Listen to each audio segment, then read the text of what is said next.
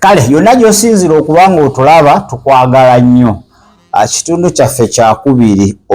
wababulidde amannya? Amanya gange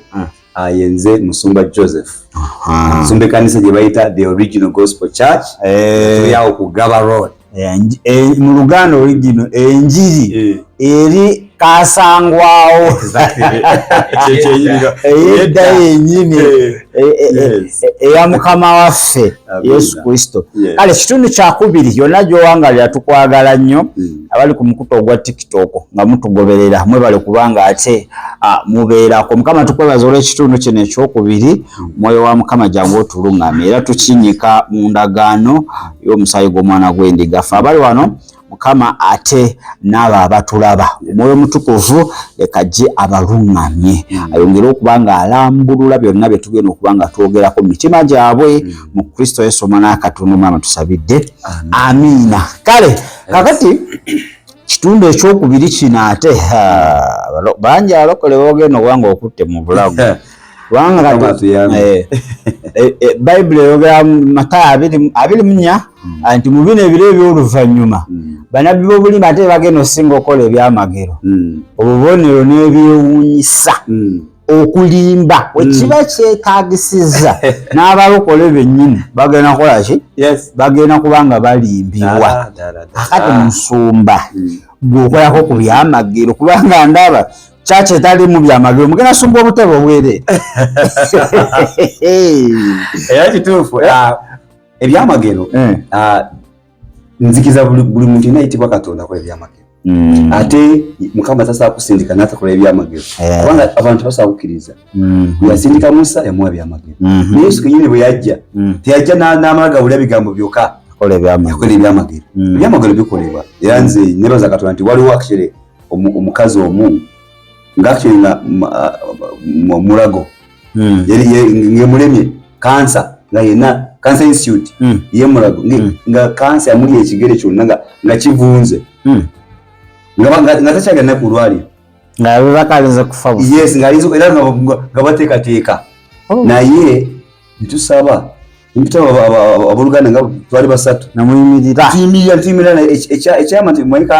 kansa mumanyi nti akuta ng'olaba akuluma ng'olaba eri oba oyogera. Kyatu amanyi nti omukazi yali nga ayogera era nga ayogera bulungi kati nga tumuzaamu amaanyi tukonekitane naye mukkiriza bwetukkiriza ekyewisa wiiki ezo bbiri mu wiiki eyokusatu kansa oli yenna ng'aweddewo abantu bonna beewuunya. Mboga bituufu. Yes, omukyala gyali era tujja tutwala kuba ebiseera ennaku zino ebyamagero azabirimbidde mu nnyo kati nomuwa ekyamagero agamba oya aba ayize kubanga atufeera naye babyonoonye nnyo nti niwokola ekintu nobanga kituufu bagamba ezimu okuluma Musumba nti sitaani wakola bagamba bituufu ate Katonda wakola bagamba Oluganda Yesu yagamba nti Yesu yatumira abayigirizwa be n'abagamba nti mubere bagezigezi nga baana b'emisota. Sitaani mugezi sitaani mugezi mujja kusinya kwogera kino nti laba kyena kyebakola tibatunulira okoze emoroka oba okoze ekintu nokitunda ku bbeeyi kubanga okitadde mu nnyo ne bagenda ne bakola ekintu kyekimu naye nga kyalo kolite ya wansi omutenda asobola n'okukolera TV y'emitwalo ebiri nakitunda layisi abantu market. Exactly. So stand akozesa method bwetija mu andi yetalina original yebyo bya duplicate naye duplicate agitunda ate abantu bebaagala abantu ebintu ebigenda obbakostinga nti kusaba simanyi kola ki ebaagala naye Oluganda bw'obanga ojja eri Yesu Yesu bweyakola ebyamagero abantu bajja bangi nnyo n'olisa abantu migaati abantu 15 abasajja bokka actually migaati bigamba ebinyanja 2 n'emigaati 5 ne balya olwaddako ne bakomawo kolo n'agaana manyimuze wano kubanga nabakoledde migaati n'agamba naye bwe mutaali omubiri gwange ne munywa omusaayi gwange temulina bulamu. Bayibuli gamba baddayo abafalisaayo bali ng'abakutte mu maaso. Kati ebyamagero omubuulizi mutuufu yenna abikola era ne sitaani abikozesa nnyo. Yes, abikozesa nnyo, olina kukyegendereza ekyo. Era omubuulizi omutuufu abantu abazze ku lw'ebyamagero nja kubakubuulira Mukama abakuleetera olyoke obuulire ekigambo eky'amazima kisootingemu abatali baana ba Katonda bajja kuddayo. Era nange omubuulizi ng'ayagadde okucupula akucupula atya nyinza okukola ebyamagero nenkumira ku byamagero. Ebyamagero byagamba nti byangu nnyo okola. Omanyi nti edda abantu bafunanga bakizanga mu sitaani n'alwala ekirwadde n'agenda n'akwata ku muti n'akwata ku muti n'asaba amanyi nti omuti guno bw'okwatako guwonya n'akwatako abooluganda n'awona. Tawonyeko tekigamba nti omuti gumuwonyeza, gyakugamba ekyamazima kiri nti Katonda yamuwonyeza. Okkiriza kwe kumuwonyeza, si gamba nti Katonda yamuwonyeza, okkiriza kwe kumuwonyeza. Naye nti si gamba nti kati Katonda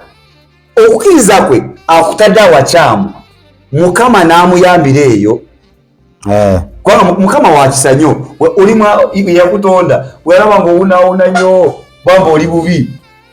akanakuyamba, naye amuyambire mutamanya ekyo kisobola kuleeta okuwonyezebwa kw'omubiri. Naye kankubula ekyamazima kisobola kuleeta okuwonyezebwa kw'emmeeme. Kati tulina ebyamagero birimu gundi sayansi w'amaanyi kamuyite sayansi mujja kunsonyiwa. Akati ekibuuzo have you ever encountered those fake miracles? Oh my goodness, very many of them. Very many fake. Naye ate kyewuunyisa munange nga anointing weri abooluganda bana era we wajja okuleeta gundi ero omulama guno bayibuli egamba kyenkuba anointing bagamba the anointing, the man of God, the man of anointing is moving. Anointing is moving. Musajja wa Katonda amafuta amafuta mugatuuzaawo. My friend, amafuta bagatuuza era bagatuuze, naye amafuta nkuba. Yesu yagamba nti enkuba etonyera ababi n'abalungi. Owooluganda omwenzi nkupe agenda wali n'asiba n'asaba Mukama n'amuyewako amafuta g'amaanyi n'akola ebyamagero ne beemuunya. Kivuga akiri mu Bible byegamba standing alimba ensi eno bulungi nga bali mugirimba. Bible yegamba nti alikozesa ebyamagero by'obulimba. Si bya bulimba bali nti abacupula akozesa anointing n'akola ebyamagero mwabakiriza kubanga mukiriza ebyamagero ne mugendera ebyamagero bikolebwa anointing eyo nkuba etonyera ababi n'abalungi. Katonda asobola okuwonya mu crusade y'omufere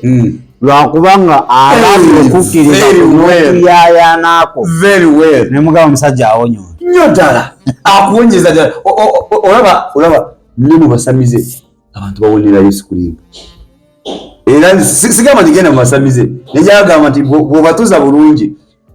ayagamba nti kyoyogerako tokimanyi. Nze nali nga n'ekikulukuto nga kinnembereddeko n'engenda omusawo gundi n'angamba nti kwata obulagala buno buteeke wano bwoti n'empona era nawona. Yalowooza awonye. Kati ye of course nga Stanley mugezi nnyo akola business. My business njakuba kale bino bimanyo by even experience. Achakola cyane kola ajja akuma mulimo gwe akuma business ye ujiri mizimu wango ina ekikulukuto ubwo muzimu gwa ekikulukuto era Yesu agitanga muzimu gwo musujja nga Yesu yite kati stand kikuli muzimu akuyita buyisi jangu ne stand muye talina ability za kunyite bakulimbanga awizidrowing muzimu gwa gamba muzimu gwa amajangu najukira okuwonya mwete kulimu aga muzimu gw'ekikuto jangu asindikala ogusibu kuba obubi because by principle uliza by principle ebintu Mukama engeri Mukama yatondamu ebintu bitambula mu kukula ebiramu byonna bitambula mukola ki mukula so kati tosobola agenda kujjawo ekikulukuto ate aleetewo omusujja aleetawo ekisingawo agabulina kyakuggyeko exactly kati olina agamba era nze nawonye mugambe wawonye era nakino ekinuma akati ngaafunyeyo ekirala kati kino ekinuma nzirayo akubuulire omuntu bwatyo bw'atafa wuliriza omuntu bwatyo bw'atafa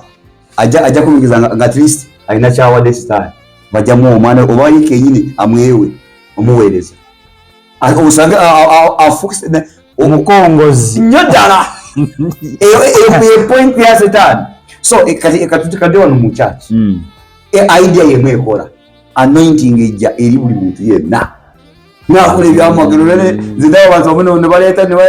baleeta eminko ne bagiwanika wali ku TV mulabe katonda akoze Matayo 6 bangi balijja gyendi agamba webale nnyo nga twawonya exactly abantu bano baliga olaba abantu nekyewunyisa nga baali bawonyeza wansi wa anointing eyana madala era bagamba Yesu twawonya mu linnya lyo banga tebatidde ate nga kituufu era Yesu yete yabagamba nti ate yali linnya lyange no yali linnya ya Yesu twawonya mu linnya lyo twalagula mu linnya lyo twagula emizimu bakuba n'emizimu what they talk about avonekwa kino ugenda na Yesu mugende ekyane Yesu kyayogera muve wendi mwakola ab'obujemi sibamanyanga nako mwabakozi b'obujemi imagine omuntu Yesu tamanyanga nako naye akola ebyamagero baali kikozesebwa point of contact Katonda nga yabakweretera abantu exactly bwakabaka yagandika kati sirina wakamanya kozesa kino exactly kigenda olinaja esakikyuka nga osanga Yesu just kikozesebwa kyokka nga Mukama nga Yesu tamumanyi tabakona muweereza wa Yesu naye ate ebyamagero bigenda mu maaso Yesu yakirambika bulungi naye kakati lwaki omulembe guno gunoonya nnyo byamagiro era ekkanisa ezikati nga musomesa enjiri eya ddala eri ku mulamwa true repentance tudde eri Katonda tumunoonye tebabyagala omanye Yesu yagamba ku ekyo Yesu yagamba nti omulembe gwonoonese gunoonya bubonero perverted generation omulembe lwaki balinoonya ebyamagero kubanga omulembe gwonoonese abantu kati nga bamuvaako kati obone banoonya ekibawonya ekibayamba ne bagenda maaso n'obubonerefu bwabwe kubanga Yesu n'agamba nti naye teri kabonero akalala kalibaweebwa ng'ogyeko akayona nga yona nakusala mu lubuto lw'essanyu Yesu ng'abalaga nti mutunulire ki mutunulire omwana w'omuntu aze agenda bafira ebibi byammwe abeere mu magombe ennaku 3 ate aveeyo ekyo mulina okutunulira obulokozi so lwaki abantu balina ebyamagero mulembe gwonoonese ekibi kiri bwe kiti n'amakanisa kati abantu bo bamanyi nti okutegera nti ekkanisa erina Katonda mbukwe kulaba emiggo emingi mu kyaki egy'abalema naye ate ekyomiggo ekyogeddeko nze nagwe mmanyi agyebajjira nnyo ddala ati ulira naye kati Uganda yagamba nti okuuma anointing si kyangu okufuna anointing osala gifuna naye gikuuma nekubeerako si kyangu jjukira si kyangu n'akatono so abantu abo mu biseera bisinga baali balina anointing era mu anointing eri aliko bye yakola naye ayagala kukola ebirala n'etagiwulira yayiika anoonya engeri yonna exactly okuuma kino nakitambula nga wayiye ekyokuzaako ali wano njomukuba nga alina kyakuzaako nga nina kyakuzaako ebyamagero babapangisa nkubuulire bano ababulize bobulimba mulayini ebyamagero kituufu Mukama abako kamukozeseza ola kati nze ngawe mukazi oyo alina kansa naawona kati ng'oluddako sina anointing fune omulala gwenfeekinga kubanga oli oyo yasooka yali wana maddala kijja kubeera kizibu nnyo okumanya ntono gwenfeekinze mufeekinze n'okuma standard okuma standard ate bizinesi nga bwogimanyi ntera ogamba abantu olaba n'abantu abatunda amazzi oba amafuta lumu Mukama ayinza okuba yali asabira omuntu Mukama n'agamba n'omuntu oyo kwata amazzi ago gasabira ogamuwaganya emizimu yegiganya okugenda n'amusabira nagasabira namwananya nigigenda Katoro nagamba okuva n'olwayoga n'amazzi gasumulula oluka kukola ekyokulabirako ekulaire eyo yogeddeko abantu era mugenda kuyiga nnyo uliza Samson bwe yasinkana abalabe yakwata olwendogoyi n'abakuba 10 ne bafa ne bagwa wansi omanyi Bible egamba nti Samson olubo n'aluteeka wansi lwaki aluteeka wansi olubo lwali nga lumaze okukola omulimu gwago n'aluteeka wansi n'agenda maaso wati ku mundo omulala era n'aleetera ekirala nga mu yamulungamya obwebuzi bwe tulina oli yafuna kiri kati yagala kikumirawo byamagera byowuliba byolaba era mugire maloto fake naye okumafeeko oyo tatalinganga fake yekayeka abaako ebyamagero bituufu naye nga anointing weri akozesa anointing naye nga si wa Yesu n'akatono ate ne balikozesa okola business business eri wano mu church togimanyi ebyamagero binaku bya business bya business kwanga bwakola ebyamagero mulala awo musajja wa Katonda olwo ne bayira kakukudde kino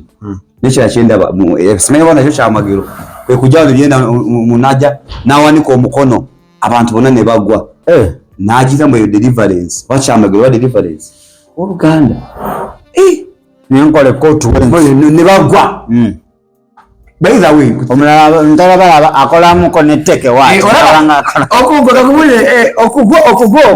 okugwa si kibi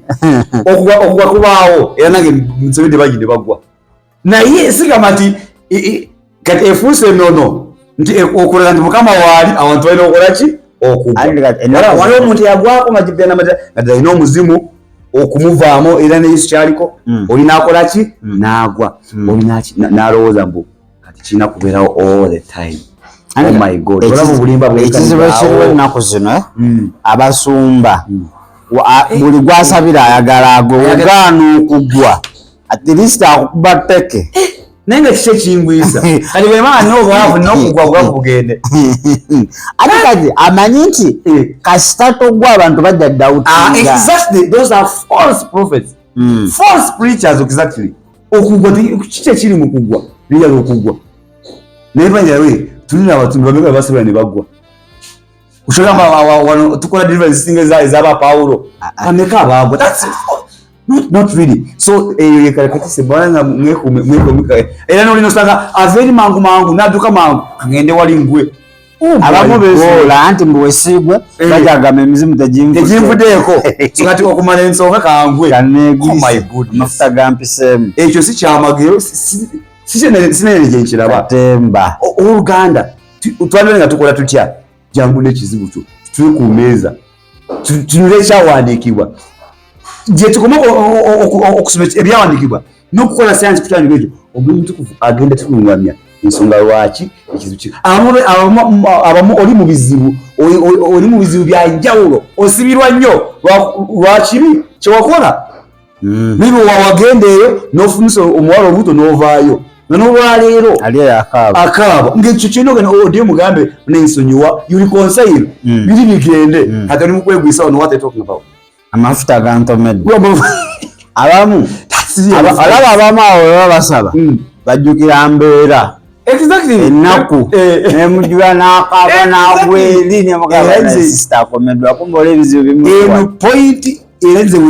eno point y'okugwa nze sikirala kyamagero sikirala no mu Bayibuli omuntu wandi bino omuntu ngamba kale mujja njagala basabire wangu ina mukama yakuwa ekirabo ngo ina kirabo kya bunabbi abantu basabire nga wasabire omuntu ojjako mukama ajja kulaga nti omuntu ono ekizibu kiri bwekiti omugambe te omanyi ekizibu kiri bwekiti bwakitegeera kiki ekituze wa Katonda okwenenya kwe kutuze wa Katonda netutereera netuwona so si kugwa okugwa ndaba oh my God nene newunya ekintu kyewunya lwaki abantu abababaze mu maaso wano obukabe bagwa kigamba nti Katonda akoma wano woka lwaki kanisa nategwa oba n'oli ayemabega n'agamba nti omuntu bakubye wano Oluganda tebakulimbanga amafuta ga Katonda tegaliko naye lwaki abakukamira tebagwa kandi ndinesho wechi oba kamera anga agule kamera neziva Bible gamba ekitiibwa kya Katonda bwe kyaka mu yeekaalu n'abavunuzi kyewuunyisa. Bible gamba ekitiibwa kya Katonda bwe kyaka mu yeekaalu n'abaweereza balemererwa okuweereza. In other words, Mukama wanga ase buli omu ali awo abeera touched. Naye kiki ekiri wano abali wano bokka be bagwa. That's false.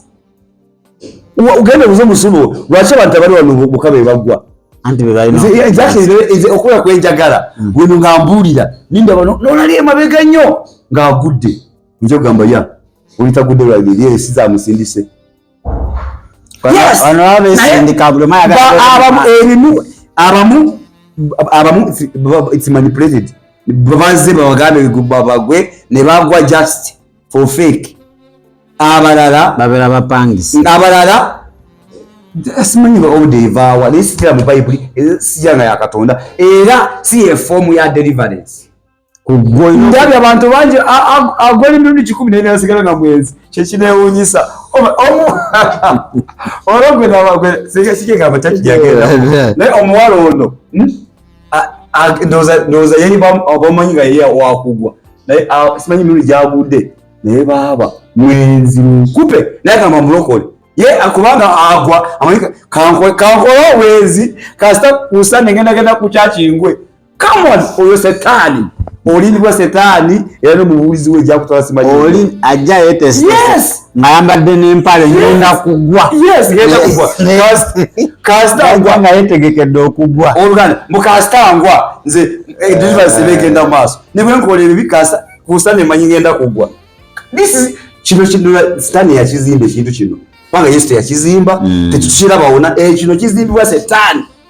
wale shira kino omulaini yemu ano abasumba ajasa mbasabira abakyala nakwata ku lutubo omukyala oluganda nikumabe omubiri guno gwe tulaba Mukama yengi ya kutondamu pozi ngatoli nomo teri muntu asankwata ko omusajja nga musajja ngoli mukyala nakwata ku lubuto nosigala kyekimu oluganda bwe tugamba tusabira abantu muntu naye abasumba beita abasumba akwata mukyala na anta anonye ebiri mu kanisa yange nayo omuwala omu yali mu bosumba bwe bato mu musumba yabayita abasabire ng'atandika bakwata mu diamond simanye genze wano diamond shi bagobereza ogigobereza akaga diamond gino yayiyekirira mbukirira mberi wano mberimu jamwe baba jamwe nengo oyo manyo musumba bwato yasindikibwa setani okusindika myo jabo era amabera nezi mission sikubulira I mean sikulimba babera nezi mission za bwenzi amwe jako mukwata already atuka ku point jayagala omuzimu nibe kwata wano obaguliwa kale ne wese kwata ko seta kwata ugoba na muzimu gutya linya ya Kristo. Yesu Bible ngamba Yesu inga atambula gatukanga wali ngatanatoka no kumuntu alike mizimu ngajika bajuka okimanyi ga Yesu nje nje kunonya ndeba mu babasindika. Oh God, usindika oti omuntu which deliverance is that? So abuluganda tudemu nomo era tudemu original ya kaza twajida the original gospel church tude kunjiriyana kabala etumala tude ku kitufu etumala bino bija tuchukuzanyo kakate lwaje nakuzino kanza techa ina manya bebya magero tupanga bipanga buzimuvawa kan by the way ye awumbuza botyo era kati batya tubuze nze kati fababu ababulizi ene ngam naye musumba umwezi gunaguwe tukozeyo cha magero Jesus Christ omwezi guwe tukozeyo cha magero musumba muguno mwezi gwa kubiri cha magero sinakiraba kwega oyo teri omuntu wakuza bwatyo manyarimbi banyo Uganda kakubulire Yesu yawonya abameka mu myaka 3 n'ekitundu bayitire katuve Yesu tumuveko tugende ku Elijah tugende ku Elisha umwite bayi abantu Elijah yawonya osaba bala yes tina kumanya ekyamagero kya mirundi ebiri. Number 1 ekyamagero kijja nga Yesu nga Katonda ayagala ku attracting abantu abo kali nga kinagamba ekyo mukazi wa kanso kuwonyezebwa nali nga ngenze mu kifo ekipya nga mbabulire enjiri bubulizi kati nga tebalina kumanya ono wa Katonda ono waliwo Katonda kati Mukama n'akola ekyamagero yali akwanjula okakasa abantu abo nti ono ddala sitali yeka aliko amaanyi gani ga Katonda. Kati kino kikolebwa kati abantu bagamba kati bonna balowooza nti buli na anaalwalanga anaawonanga nedda omuntu bw'olwala sigamba nti olina kuwona automatically tulina kukola tutya tulina kujja tukusabire tugeere kiki ekiriwo lwaki oli mulwadde yes oyinza kuba oli mulwadde kubanga wakoze ensobi oyinza kuba oli mulwadde nga Mukama akugezesa era twagala kumanya oyinza kuba oli mulwadde nga Mukama agamba njagala kwagala waka wenabuzi nokoze eki tosa kulinyira ku programu ya Katonda Mukama atugamba nti omulimu oguwedde tusaba mugamba Mukama tusaba mutuwaayo netuleka Mukama nti waliwo kino nekizaayo mu Isaaya bamongayo emyaka 10 exactly ekyo tusaba kisaba naye ekyo bw'okisaba kirimu era kiri ku God Mukama yakiinako buuli ye yayinza okugamba yobanedda era bangi nnyo betera kwesitera nnyo ate yawonya oli ate ono lwakyafu kireka amanya ono amulemye pasita naku naleka banange tutegere kiti bulungi teri muntu awonya Katonda yawonya yeka era Mukama bwagana okuwonya nze ne bwensebera abantu 10 bonna ne bagana kuwonyezebwa kijja kungana ogenda kusebera abalala sinza awonya nze nsaba busabe nigamba tukirize ffenna kuwonya kuli mikono gyani gya Katonda bw'otawonyezebwanga tobuleminga obubuulizi era kibala abobulimba bakucupula agenda n'ayita emizimu gye n'atuula najjo anti oyagala kuwonyezebwa n'ajja okay oyina kiri n'akijjawo n'ajja omuzimu guli n'asirikawo omulala ate guli waasi enjiri kyaki n'agitambuza bwetyo ekyennaku zesinga okujuza zijja kujuza kubanga ye bakozesa mizimu ajeyo guno kola yabo bakulabu ajeyo guno n'asindika omulala n'ogenda oli n'ajja nawo obujuzi abooluganda Mukama yebese nebaza olakika bwebogera nebaza Katonda wa gundi Katonda wa gundi wa pasita tomumanyi Katonda wangu kuchimu nebaza Katonda wa pasita wange nebaza Katonda wa pasita wange Katonda wa pasita wange akola osinza Setaani sikulimba kwa omuntu alina Katonda wana ngamba nebaza Yesu no Bible twakoze bweti nga Bible begamba era Mukama n'atusaasira nekiba bwekiti bwe tuyita obujulizi ati pasita oba tusakola byamagero oba tolina maanyi ngambe nazazi ngamba ekyamazima kiri nti bulina asibwa Katonda ebyamagero agenda bikola naye point eno esinga obukulu Setaani abikozeseza nnyo noba togenze wa pasita ng'otambula bulungi ne Katonda abikolera nze kyembulira in fact nze njagala nnyo okusabira omuntu nga mupya naye kubanga oli muntu obadde osomesezebwa ekigambo bulungi lwaki ofuna ekizibu nga number one option nekuba kunkubira nze nze Katonda okitegeeza era kyo abajja bafera nnyo kambabulire kino sirimu kwogera bubi naye abantu abakkiriza abalokole gwe tutakwate principle omaze emyaka 10 mu kanisa lwaki ofuna ekizibu number one lwaki ojjukira ye musumbawo kyeiza omusumba ye Katondawo wandibadde wange olima akasa pozi nga tulina wandibadde ng'oddeyo wa Yesu n'osaba actually n'okuba musumba n'ogamba musumba neebaza Katonda mmanyi ki ekibaddewo obaddewo ABCD n'ensaba Mukama ase omwana wo naawonye oyo gwe tuyita omukkiriza naye bano abasinza omuntu tukumbe wange Katonda ali mwono neebaza Katonda wa gundi ekanisa ewabye oluganda ewabye evudde ku mulamwa genda mu Bible yonna teri muntu basiza bwe batyo tumwana mugwali tukutole wa gundi tole wa Petero omuntu ali omu yekka bwe bakola ekyo omumanyi ye Yesu ate Yesu tinokola ekintu ekyo yekka Yesu yena mulwali twali wa Yesu yena bwati twali wa Yesu yekka buli omu Yesu yes Shibora ekiddukiro omuntu omubuzi wana madala omulabira kuki enjiri gyabulira kubanga enjiri bwebulamu enjiri yegenda kuleta ebyamagero mu masekati gamwe temujja munoonya omuntu inagadala alayiningibwa bulungi mu kigambo kya Katonda tajja kumenya musibo all the time nira kyazuma balanga ebyamagero omuntu nibamulangirako mwaka mulamba nakwatogukubi tekirabika ekyo nakyo banaye kikyanzi obuzo buli nti nze ndaba eringa advertisement kokuba kulanga business yali omwaka guno gugo nogudako lwaki obuzibu ebuleeta ekyo kwe kuva ku Bible Oluganda kyendaba omwaka guno gugo Katonda yayogedde atya ate bali bantu 10 omwaka guno gugo ku bantu 10 wega gwani gutwale naawogana negugwa nga kirina opposite yayogera ndaba abantu bana Mukama ngamba guno omwaka waliwo ebyo ne bajja 5 okiraba ekyo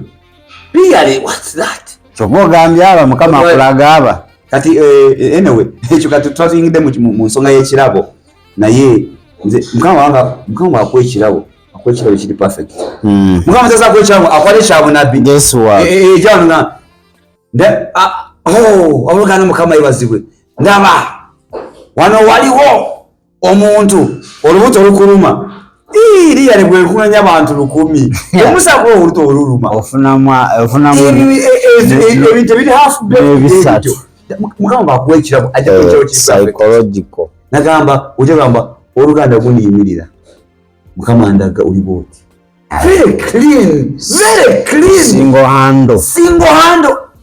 ekyo Yesu kyakolanga nabyo kyebakolanga esi ndaba tulira bantu basatu Mukama ngamba muje ne bajja 18 what's that ate ne bagamba bano omusajja aliko amafuta tokasoose balimba agambye basatu muzabiri tagobye abasigadde abalese n'amaana agamba namwe abasigaddeyo mujje eyo mesi by the way Bible igamba muti mulabuzekomerere muli wawe enjala nenga enjala eyo kijja kubanga ya mere ne ya bale ekigambo kya Katonda kibuze mugamba tulina kigambo ekituufu tulina amakanisa mangi naye ekigambo ekituufu kibulidde ddala tuli mu bwetaavu bwa maanyi enjala ya maanyi tekirabika ne bwoyingira mu kino akatemba yennyini olaba olina maaso ag'omwoyo ng'olabira ddala katemba kagoolabango ogamba from the start buli wona waliwo katrick mujje muyimbe olaba abayimba tewali point yabwa Katonda ndeki it is all entertainment era mwe kati ngamwe there is still hope n'abana abayimide abakyalaga abantu ekubo ly'amazima tulina omulimu gw'amaanyi nnyo gw'amaanyi ebirabo embeera mbi ekyamaanyi bakijjawo ne baleeta minus the major ekiri major bakisegukulawo abaani reality ne babava ne baleeta buno ekiri major kigambo kya Katonda okya Yesu bwe yabakuŋŋaanya nnyo nagamba bano abantu bonna bazze wa byamagero Yesu n'agamba nedda Yesu kyakola n'aleeta ekigambo bwe yaleeta ekigambo kikyabaawo ne baddayo naye kankula ekyamazima waasigala bali real abali solid namwe mwagala ogenda in fact naye waliwo omusomesa akubuuza ekintu ekyo muganda wange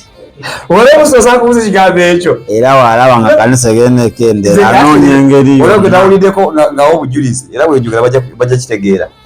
nebaza Katonda ndi lwali lumu ekanisa eno abantu ne bagwamu nga 4 ne bagenda nga 4 oluganda ekyo kyali kitegeeza yalabira ddala eri mu Kristo y'amaanyi naye ewa Yesu we bagenda Yesu alaba nti kanisa ekoze eki ekula ono yalaba nga ali mu Kristo y'amaanyi ekibba nti kiba tekikyawera muganda wange kati ng'omuwokola ali omwo notera tekitero kya bufere kubanga osoma Bayibuli abantu ne bagwamu nga 4 mu wiiki emu ne bagwako notera tekitero kya bufere nnyo Yala abasomba asinga banoonya enjiri ekuumira bukuumizi bantu. Ayi katu enjiri kuma era kaso kuma ebakuuma just ebakuumirawo bafe. Oh my God, bagende mugeye. Bampulira bubi. Ezo benda enjiri bampulira simanyi mutwe bampulira nga what is this? Eya magero nakuzo omuntu ayenyinyonyi nava US. Najje Uganda. Anoonya kyama kutanyonya Yesu. Kyama na veri yonna gabya kyamagero natula wali nenge ebya Yesu talisi byaliko niwo mugamba munaye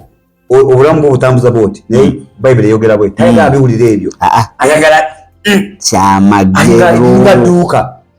ayino tukali nagamba atokola omusajja wa Mukama Basa eka mozeno duka. Oh my God, ni chachi ngeri bubi Uganda chachi ngeri bubi anta asoma balaza abantu Katonda ali mu business naffe Katonda ali mu business naye obwa Katonda kaba business ja Yesu gamba ndi kununula myoyo I must but my main point ko kununula myoyo kiba kigambo kya Katonda okulininga abantu mu kigambo kya Katonda naye osanga omusumba kwato mukazi namugoba naziranga asumba gutwanze yosetani ne bajula kyawanga kiki n'abaletera omulala n'abagamba oli yayita mpasiteba oli ekyeyunyisa abantu ne bakubinga ye musuba Uganda mayinyo abantu bagenda nyiga era twogera ku muntu yena era tetulina mutima ogwo naye tutunule emyoyo gyaffe tutunule obulokozi obwaliwo obutwasangawo kwa obuli mu Bible fena twabusangawo era ye standard ate yetiko mu buvaako tugenza wantu awabi azumba bavula ku njiri gye batandika nayo ne badda mu yebyamagero kanisa ziri kalira njo era zigenda kakabule ekyamazima zigenda kalirira ddala zigenda kalirira olaba kakubulire zigenda kalirira ddala era abantu balina kwetegeka kubanga oli muntu tuli mu kwawonika eno eringa woni yes webagenda tuweraliikirira yes tuweraliikirira ki abo akakunta kabajeemu era bw'ojjange mu kanisa ffe nosagayo abantu batono nogamba abaana tebali anakulime tuli bamaanyi nze wira newensigaza abantu babiri nenga ffena tuli mu layini y'Akatonda ewali ababiri yes oba abasatu Yesu yayogera bw'atyo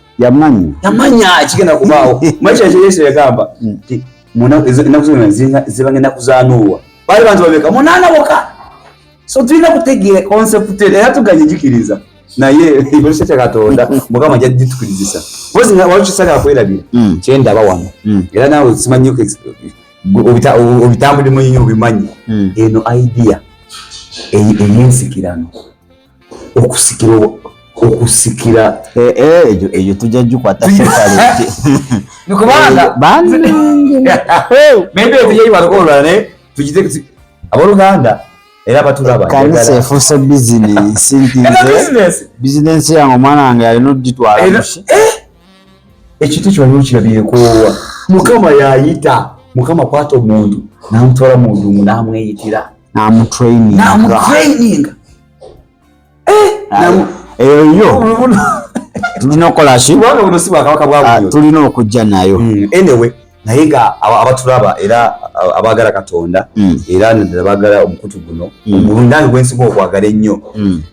tulina okwegendereza era tulina kuwuliriza nnyo era tetubiteekamu feeling nnyo in fact yimira n'ekigambo kya Katonda era obeere muntu tubeere batamirukufu tubeere soba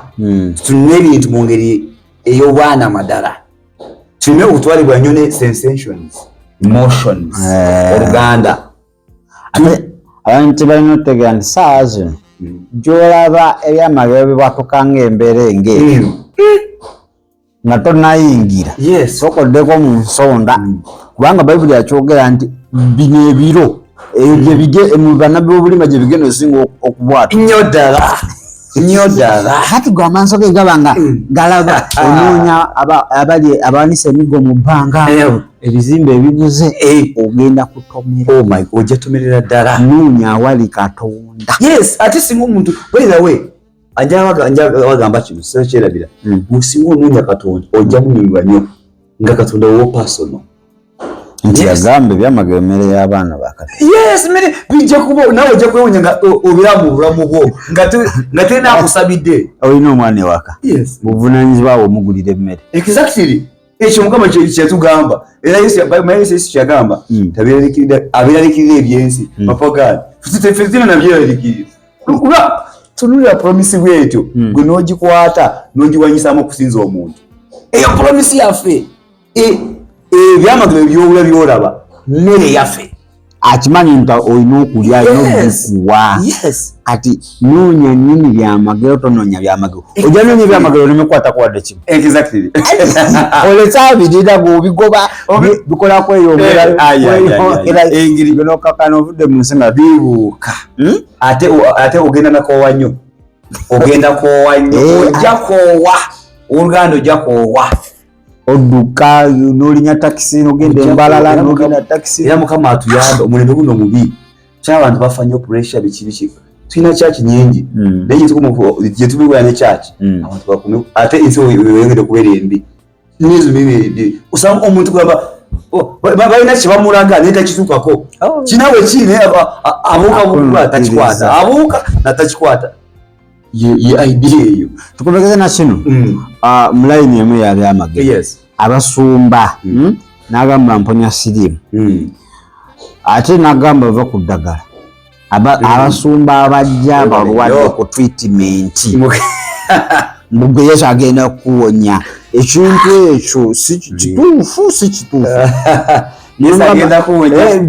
vava n'okukkiriza abantu bafa nebaza Katonda gwewale nnyo ekibuuzo ekyo era nkyagadde nnyo kati Mukama agenda kuwonya siriimu va ku ddagala number 1 eddagala eryo lyavaawa nzikiriza nti Mukama awonyeza mu ddagala awonyeza mu nsaala Mukama awonyeza mu kwagala oluganda Mukama awonyeza ne mu kuyimba osobola kuyimba oluyimba kalungi nze nali ngakirabyeko by the way olina najja nawe obujulizi naze n'omusujja mungi nga tusinza era mwali nanyingira nga situnula na bulungi naye tusinza wano kati mpulira bulungi nnyo mponye Katonda alina avenues nyingi nnyo zakonye kati omuntu bwaba akusabira by the way omuntu bagamba nti kusabire kati va ku ddagala oyo muntu wandibadde ng'odduka awo wange talina nakonya kwalina teri konya okuli awo Katonda awonyeza mu avenues nyingi ne Sara kweri naye anti yakolaga mbu kikikolera in fact muntu akola bwati abayagala olabengeri gyali w'amaanyi era kati oyo abayagala ekifo kya Yesu ate kifo omuntu tebanaba mupima sheshi muluma tebanamutwala mu ddwaliro ne babayita ne babapakira. Oh my God, era nze omubulizo omulungi singa kusanga oli mulwadde n'akusabira agamba genda mu weekebeze manya kyolina mu ddwaliro manya ekikuluma omire ddala mu nji tusabidde eyo kkirize Mukama owone. Exactly, Katonda awonyeza mu avenues zonna. Era oluganda bw'owanga oli tukiriza obunogamba nti kusabire togenda mu lwaliro kikyatya kikyagezaawo kuzimbaawo kusabire togenda mu lwaliro nedda sebo ekyo sikyewanga yonako ebintu ebitali mu Bayibuli tubyewale. Ola Yesu bwe yawonya abantu teri muntu gamba nti koonyiza katogenda mu lwaliro watfo kikyotya kikyogezaako ozimba genda mu ddwaliro nga okkiriza Mukama Katonda awonyeza mu ddagala ayinza okubagenda n'akozesa omusawo ddagala genda. Actually ffe tusaba tukusaba Mukama atondewo embeera akuwonye tusaba kusaba Mukama n'ajja specialist gy'abadde n'agamba njagenda n'atuka kuva ku lwaliro nga bw'otoba n'osangawo specialist oli yabadde amutegese naye gwe olina Katonda omusono awadisiwa tatera kujja wano esaayi gye mwasabye yereese omusawo oli leero terubadde lunaku lwakujja n'akolako n'owona oyo Katonda tokiriza omuntu alimitinga Katonda. God is a God of variety. Katonda alina engeri nyingi zakolamu. His ways are not our ways. Yes. So omuntu olandi alina amakubo ge akutika inakutambulira wano oyinotambulira wano era bangi abafiiddwa ab'eŋŋanda mu ebifaanagana. Oh my God, bangi musoma agamba agwejjamu Mukama gakola ekyamagero anti musoma tusaka gumuleete wano olumala omusabira gamba gumulekaawo yeebake. Oh my God. Mulekaawo yeebake mu mafuta okwa Mukama muteke katuuti muteke katuuti amafuta gakulukutira omulwadde ali mu bulume okwolekwa Mukama so abantu yambe nnyo olaba endwadde ezo zetwala waliwo ez'omubiri ez'omwoyo waliwo endwadde esobola okujja naye nga ya mwoyo sitaani ayitidde kati olina ogenda ofuna eyo saala ate omala ogenda nemuki mudwaliro. Kale obadde mulayi mulungi era mwiza mulungi w'omukutu ogwadde Still Hope yonna gy'osinziira okuba ng'otulabira abali ku TikTok tubaaganya n'abali ku mikutu gyaffe emira. Kitundu kyaffe ekyokubiri ndowooza tugenda kuba nga tukikomekkereza wano, tugenda kuba nga tukomawo twetoolamu katono katufune ku lwendo lw'amazzi tukomewo n'ekitundu ekyokusatu. Manye oli kuyiga ebingi by'oli kuyiga onyumirwa ate nga w'oyiga katono nnyo tusobole okuba nga kitukomawo.